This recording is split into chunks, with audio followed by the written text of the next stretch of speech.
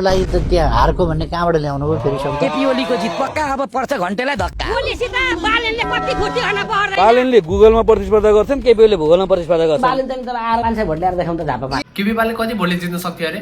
भोटले भए पनि केपी ओलीले जित्नुहुन्छ कि सिधा कुरा हो कि एक भोटको कुरा थियो झन् 1 लाख पुगेन। केपी शर्मा ओलीलाई कसले हराउन खोज्दाखेरि सकेनन्। अब बालेन शाह हिस्ट्री भनेको फेरिने चिज हो के भाइ, बालेन अहिलेसम्म आएको थिएन। हिस्ट्री भनेको फेरिने चिज हो भाइ, बालेन अहिलेसम्म आएको थियो। केपी शर्मा ओलीकै किल्लामा 4 गुणा भन्दा बढी मतान्तरले पराजित गरेका छन्। मक्ख चसे मौका हुँदैन नि त।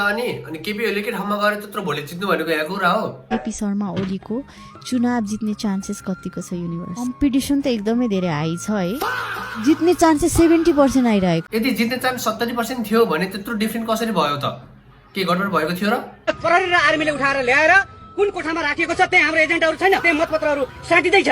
साटेर नाटक गरेर कुनै पक्षलाई जिताउने षड्यन्त्र हुँदैछ। धेरै ठुला कुरा नगर्नुहोस्। झापालीले बालेन शाहले जितेर पठाइसके। क्यापेलाई जिताउने झापालीले कठिन छ जीवन। तिमीहरूले त्यति भ्रष्टाचार गरेर बनाएको भ्युटरबाट आफूले मर्दिनु जस्तो भइसकेको होला हैन? अस्तिसम्म हाँसिरहेको थियो नि, अहिले कति रुँदै बस्नुपर्ने भयो त्यसलाई हेर त। तिमीहरूको राजनीति जेलबाट सुरु गरेको थियो र जेल गएर अन्त्य हुने भयो, त्यसैले जेलमै बसेर अब। ये बड़ी अच्छी बात कही आप।